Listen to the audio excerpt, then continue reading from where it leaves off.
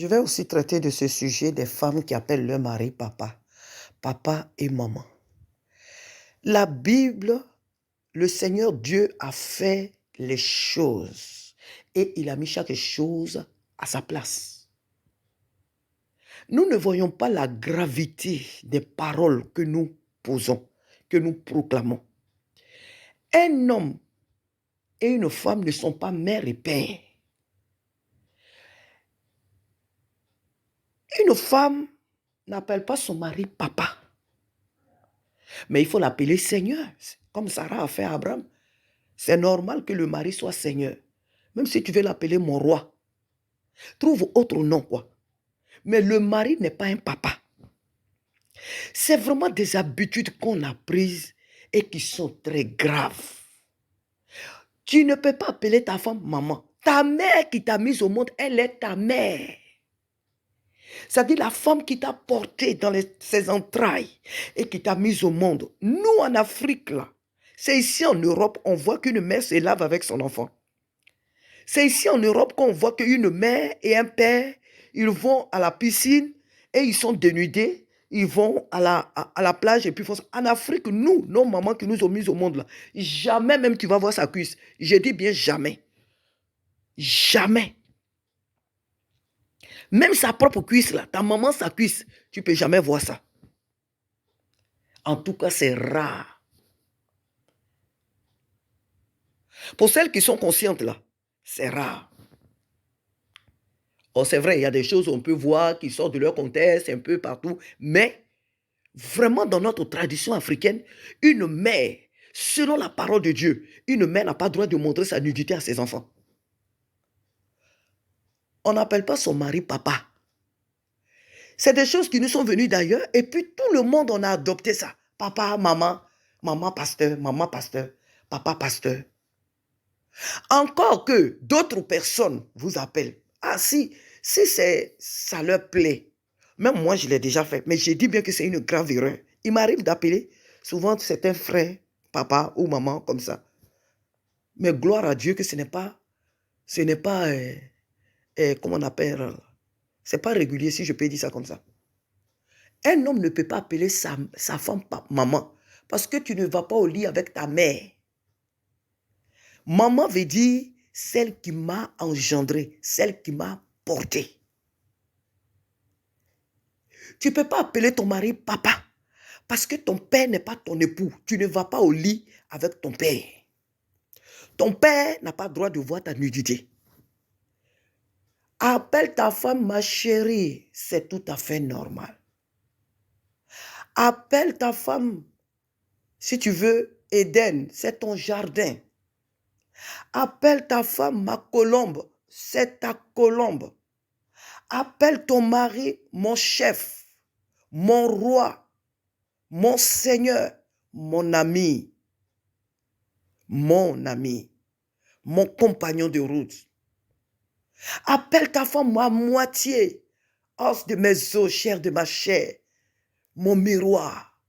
Oui, trouve autre nom, mais maman, papa. Et on croit que c'est respecté. Quand tu l'appelles maman, tu crois que tu lui donnes du respect. C'est tellement dégoûtant.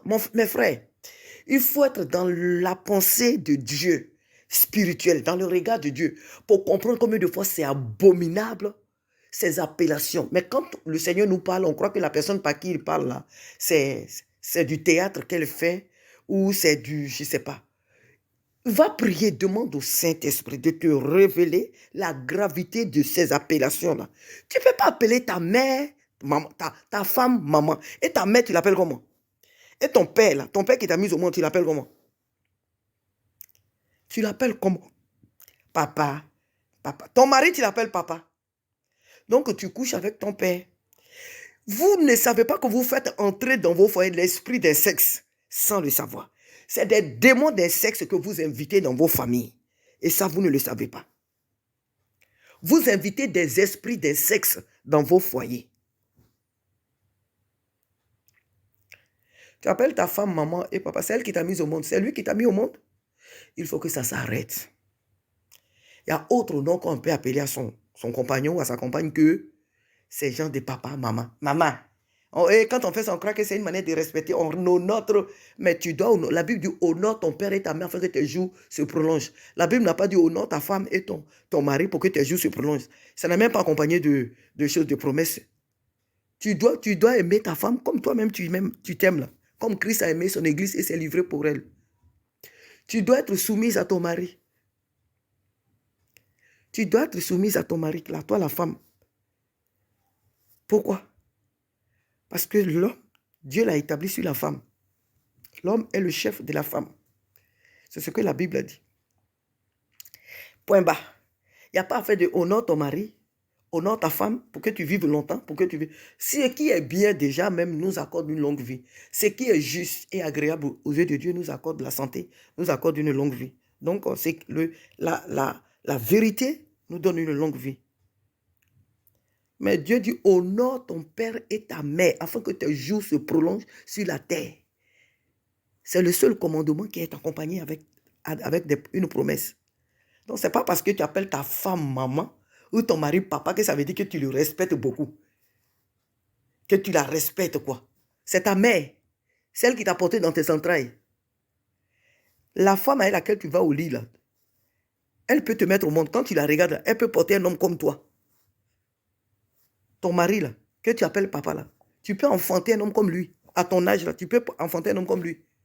Il faut arrêter ces gens de bêtises. Et c'est des bêtises vraiment que nous faisons dans l'église. Quand encore les gens du monde le font, ça peut se comprendre. Parce qu'ils sont du monde. Mais l'église, nous qui connaissons l'importance de la parole, ce n'est pas la parole que Dieu a créé le monde. Ce n'est pas la parole que Dieu a fait toutes choses. La parole, elle est créatrice. La parole, elle est agissante. On ne proclame pas n'importe quoi comme ça. Tu ne peux pas appeler ta femme maman. Elle est la mère de tes enfants, elle est toi-même ta maman.